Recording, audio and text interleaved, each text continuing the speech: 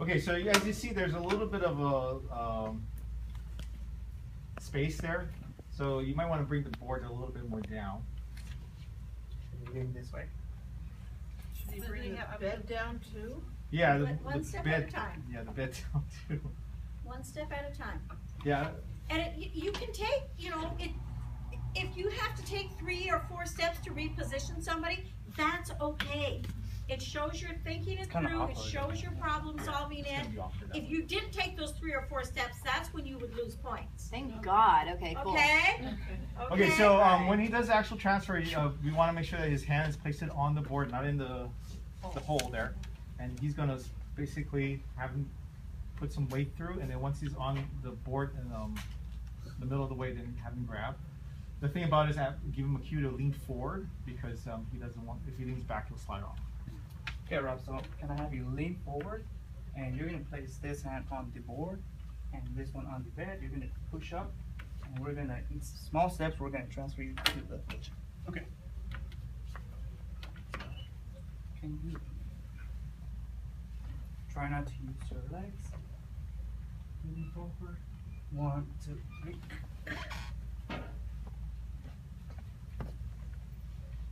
1, 2, 3. Transfer this one here. One more. 1, 2, 3.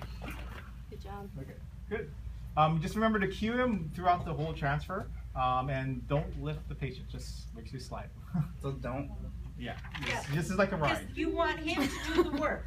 Now, there may be a time at some point in time you're going to end up doing that, but if you have to help lift a patient like that, it's going to be a 2-person slide board lift in the real world.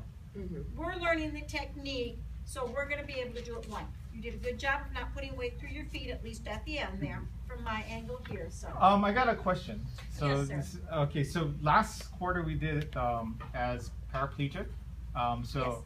This time we're doing non-weight bearing. Non-weight bearing, because I want them to be able to have the butt wiggle and move. And if you're paraplegic, the butt can't wiggle and move. Okay. And you guys want to be able to have some use of the butt, right? Oh yeah. Yeah. They'll get more paraplegic spinal cord injury next year in the 2nd year. Okay. So the butt can wiggle. It can do, weight bearing through the whole upper leg. It's not weight bearing through the feet. We're going to assume this person has decubes on their feet. I worked with one gentleman who walked outside on the pavement, the black tar burnt the skin off the bottom of his feet. Both feet. It's middle of summer. Didn't, his sandals weren't handy. He was just running out the car to get something. Non-weight bearing through both legs because he burnt the bottoms of his feet on the black tar outside.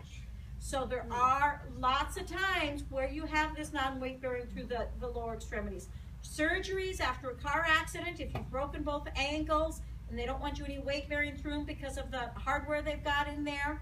But definitely skin integrity issues are one of the most common reasons you aren't weight bearing through your feet. I just got another question. So Yes, sir. can the patient put his feet on the ground, or are we going to cue him to keep his feet up? He can put them on the ground. I work with a physical therapist that always puts a pillow under their feet. I, have never really bought into that, except for it does at least let you know if they're, they've got padding there, so they're not, But so you might see that out in the real world but because this one physical therapist I work with, when we do non-weight bearing slide board transfers, she puts a pillow under their feet to make sure there's extra padding, just in case somebody doesn't follow the rules. But that way they can't put the pressure all the way down to the floor. Okay. So, yeah, so they can have shoes on, but Okay. they can have their feet touching the ground. They're just not supposed to put pressure through their feet, So just as clarification, so we're both on the same page. okay? Any questions about the slide board into the wheelchair? So with the sideboard, on both ways, whether we're going from wheelchair to bed or bed to wheelchair, it's gonna be non-weight bearing. Yes. It's easier to do from wheelchair, edge of bed to wheelchair. It's harder to do from wheelchair to bed because there's nothing to grab. That's why we actually did the harder one 2 weeks ago. Yes. So you said we're not lifting and we're doing the sliding, but are we encouraging the patient to push it themselves Yes. too, right? You Yeah. can't, like max. Yeah, I and just then noticed Yeah. you lift them up. That's not a slide board. You basically just slide them over. So don't lift So you're anybody up. cueing them to push and Push to and use then- their upper body. Yeah. Their And you're sliding them over. Yep. Anybody else? A lot of times we'll use a pillowcase or some sort of covering on the slide board, either to help them slide easier or else because of, they don't have enough clothing and we don't want to worry about them slip.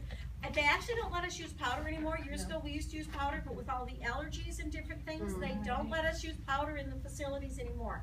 You know, there may be some out there that still do, but I haven't been able to use any for several years. Yeah. So you Yeah. put the pillowcase like the closed end on the end part they're starting on. Mhm.